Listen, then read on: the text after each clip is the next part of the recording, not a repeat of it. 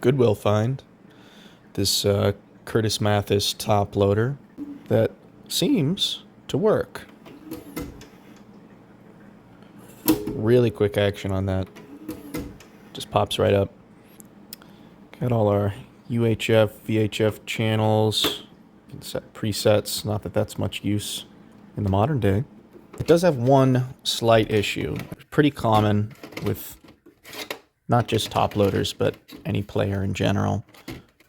I'm willing to put in a tape that I like because I have been using this player for a couple of days now and haven't had any major issues with it. It will play just fine. The issue is our rewind. Now, it's not the biggest deal in the world because I have a tape rewinder, but you can hear it try to engage. And then nothing, it stops. Fast forward, no problem. That always works. So we're going to see if we can fix it. I've got a set of belts from a different deck that had an unsalvageable audio problem, but the belts were good. So I'm going to see if it's as simple as a belt problem or a rubber one running wheel, something like that, and we'll go from there. These little piece of shit screwdrivers that I bought at a Dollar General, I don't know, 10 years ago, they have lasted me longer than iFixit kits. I don't know what it is about these. If you see these like yellow screwdriver sets at Dollar General and they come in this little plastic carousel, grab them because they're decent. And never has this tool failed. I've used this a ton, and can you see how good the head is on that? We have the, oh my god. Wow. Look at that. You see this? The rust that's formed on this? Yeah, that's wild, because I live in a desert. Very dry, non-humid climate. So either something in here is leaking, or somebody leaked something on it. I'm gonna hope that it's the latter and not the former. Off the bat, complicated mechanisms, which I guess makes sense for the top loader. The model right after this was just a traditional front loader, and that was maybe to save a little money to the consumer. But I believe this is the pop-up mechanism for the top. Sometimes when you manually advance some of these, they rely on other parts within the device, and when you manually advance one part, it throws the other out of sync with it, and it's a real bitch to get them back in time with each other. The board looks good. It's massive. It is a really big board for just being a VHS player. I don't want to take this off yet because I don't know what is on top of it. But I can see most of the gears and belts are going to be underneath it on this side. Square belts, which is a bummer because the ones I have are flats. But they seem okay. So I wonder if it's going to be a gearing issue or a running wheel issue. Let's see, does this just pop off? Top loading part has to come off too. I still have the carousel. That's nice because you can store these bad boys away. They rotate, and then when you select the one you want, cute.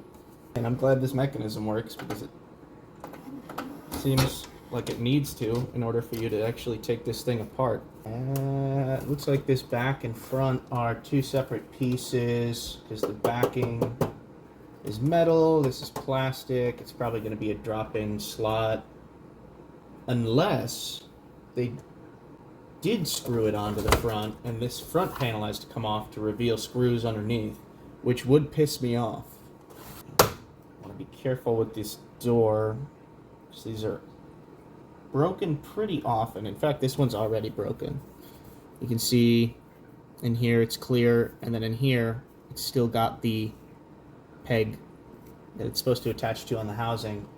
I'm never gonna open the UHF VHF panel, maybe just to set the clock, which I still haven't figured out how to do. There's buttons on here for it, but they don't seem to do anything, and I don't know if that's my fault or the fault of the actual buttons. If I can get this front panel off, then maybe I'll deox those and send up a prayer. Why won't this back come off? Is it slide? Okay, something happened. It kind of did. Oh, okay. It is a slide. It is a slide. Man, there's a lot going on in here. I mean, there is a full set of UHF and VHF tuners in here. Let's see, big fat relay. Dustiest fuse I've ever seen in my life.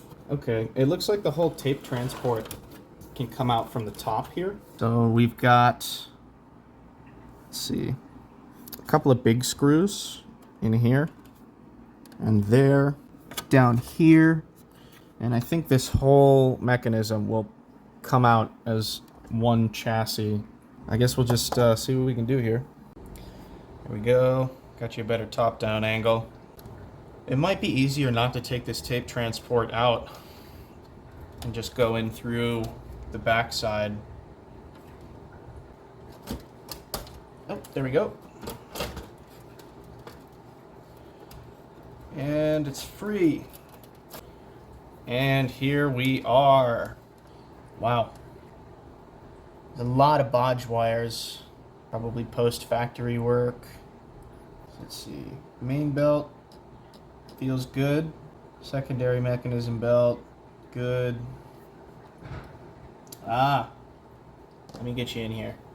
Okay, you see that down there? That's a rubber running wheel.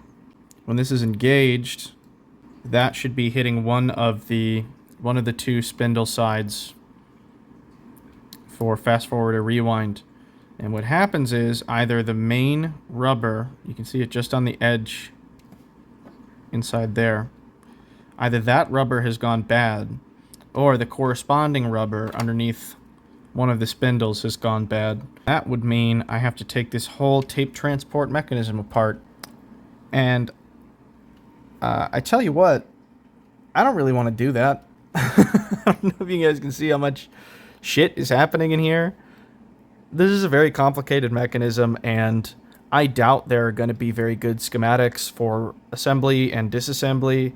And quite frankly, I don't have the space or the time to have this taken apart for weeks while I'm diagnosing whatever this problem is. It's not worth it. Well, that's a little anticlimactic, but I'm gonna put her back together and make sure it still works. A minor victory. As you can see, the date and time are set. Well, not the date, but day of the week. Tuesday, 12:13 p.m.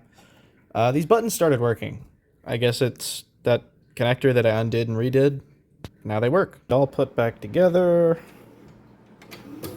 And it does appear to still be functional, which is great. It means I didn't break anything while I was trying to fix something. We will take a win where we can get it. Does it play?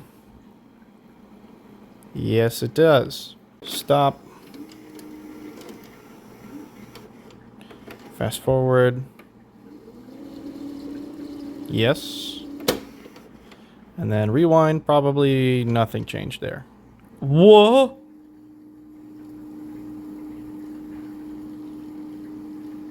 I can't explain that. It just works now. What can I say? I'm a repair god. Some kind of low IQ genius. That's incredible. I didn't do anything. I really don't know how to explain that, because that didn't work at all before. Let's see if it'll do a full rewind.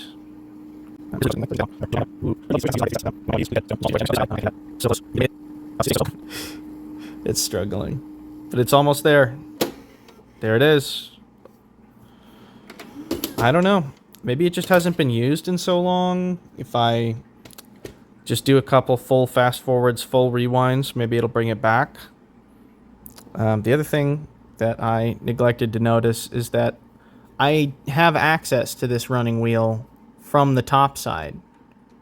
So I could have saved myself a whole lot of grief just now if I had inspected a little better with my eyeballs. But I did not. And here we are. That's the Curtis Mathis. Maybe at some point I will get it working 100%, but Probably not.